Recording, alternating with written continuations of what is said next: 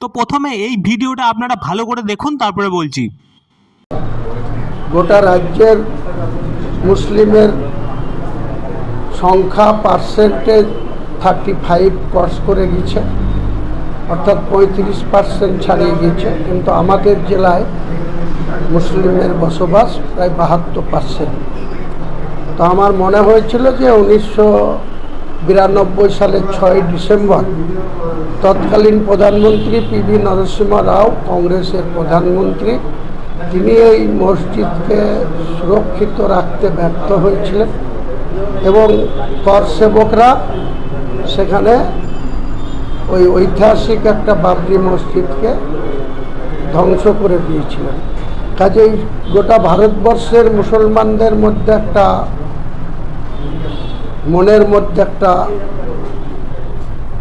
আঘাত আছে যে ঐতিহাসিক বাবরি মসজিদটাকে ধ্বংস করা হয়েছে এবং অনেক মুসলিমের মনে মনে আবেগ আছে, মনে মনে তাদের ইচ্ছা আছে যে বাবরি মসজিদ নতুন করে তৈরি হোক।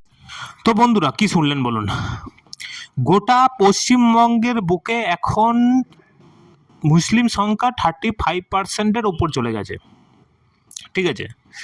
তারপরে হচ্ছে মুর্শিদাবাদে 72%-এর বেশি।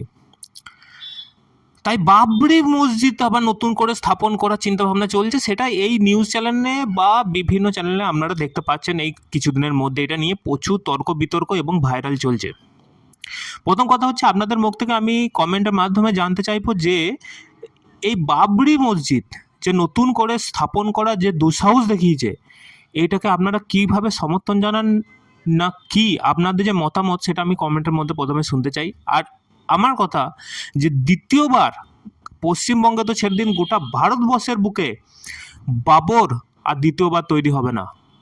আর বাবরি মসজিদের কথা তো ভুলে যান, এই কথাটা আমি আজকে ভিডিওর মাধ্যমে বলে রাখলাম। তৈরি হবে না, বাবরি মসজিদ তৈরি হবে না। মসজিদের বিরোধিতা আমি করি না, কিন্তু বাবরি মসজিদ যে বাবর আমাদের দেশের মধ্যে এসে কি কাণ্ড কারখানা করেছিলেন সেটা তো আমাদের কারোর অজানা নেই, বিশেষ করে হিন্দুদের কথা বলছি। এই পশ্চিমবঙ্গের বুকে বা গোটা ভারতবর্ষের বুকে নতুন করে কোনো বাবর তৈরি হবে না যে বাবরি মসজিদ স্থাপন করবে।